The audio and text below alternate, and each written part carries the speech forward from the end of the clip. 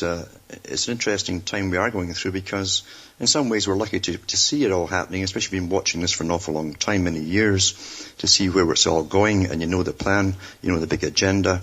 You've read the books by the big boys themselves, who love to boast about their part in making this all happen and designing a future.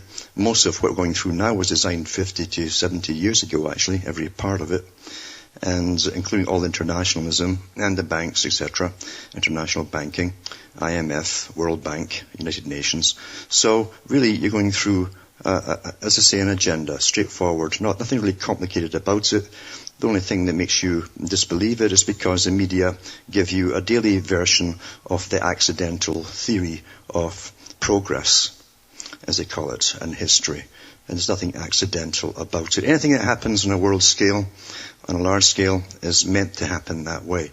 Because you don't hire all these think tanks and pay very tremendous wages to specialists to have them screw up like this, any more than you would do in the banks either. The banking crash happened on cue because it was meant to happen. How else were they going to force you into something they called austerity for post-consumerist societies? Ask you nicely. No, of course they do it this way instead. And then, of course, the other part of it is that energy is going to be the big buck relief that you'll spend it all on in the future, rather than having extra money to play with and buy things from the stores. You'll be paying everything in taxes and fees for everything. That's what energy is all about. They can give you a quarter of what they're supplying you with now and charge you 100 times as much for it if they want to. So they're not going to lose out by giving you less. It's all worked out well in advance, and they're even talking about the global energy grid. One day there'll be one company in charge of all of the electrical supplies of the world, just the same as it is with the water supplies, as they amalgamate and take over the entire water system of the planet. And that will match the food boys as well. Back with more after this break. Folks, we're back. This is Cutting Through the Matrix, and as we go through this big whirlwind we're going through at the moment, nothing is by chance, of course, where it's rioting across the world, especially in Britain, as it certainly is, and the austerity measures are cutting back in food stamps inside the United States too, which will probably down the road eventually spark riots as well, which they know at the top. And I've said for years, you understand, you cannot plan for all of this stage where you have mass unemployment, because most of your factories are all gone overseas, thanks to your politicians signing agreements through the World Trade Organization, pretty well forcing them to go, but paying them to go as well. And that happened across the first world countries over the years. And they knew there'd be nothing left to take up the slack for the ones at the bottom who are not professional people and who don't like academia and sitting reading books or anything like that. And that's most of the population today. However, you'll find that nothing was unforeseen. They didn't simply say, well, give all the factories to China and wait and see what happens. They knew what would happen, and they probably knew as well exactly when trouble would start. But they also have other plans too, such as bringing down the dollar, which is underway right now, of course, because they always said that once America and the West had financed the third world countries up to a certain living standard, then the US and others would have to come down to a certain level, and they'd meet in some happy never land in between. And that's supposedly what's happening now. And I've always said the US, who is the main supplier of cash to the United Nations, would be the one that would be also the military might for the United Nations to bring all this about, to standardize the world.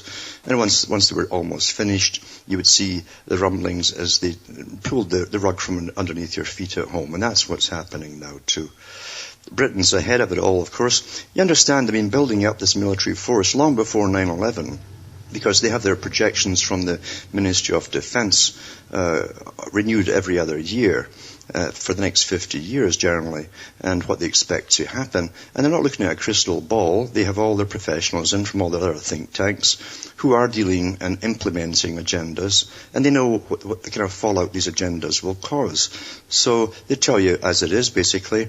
They've already told us, as I mentioned before, I first mentioned in 2007, the Ministry of Defense, which matched the US one that came out about 8 months later, exactly matched it.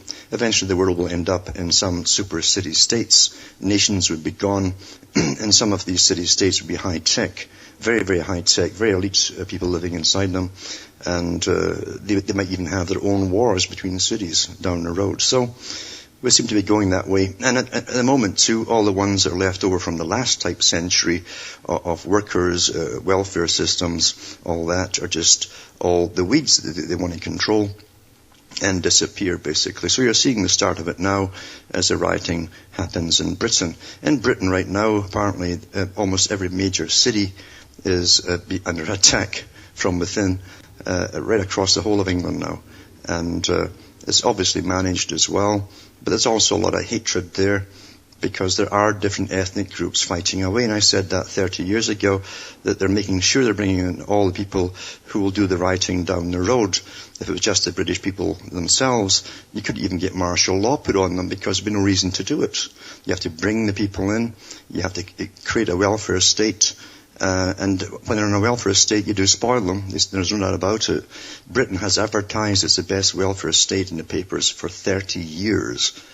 And that's why all the refugees and everybody who wants to be a refugee or an immigrant goes to Britain if you want to live on welfare. And when you cut the welfare off, or if the welfare money doesn't keep up with the inflation you've got, after bailing out all the big banks, then you get rioting. And that's what's happening. Quite something to watch.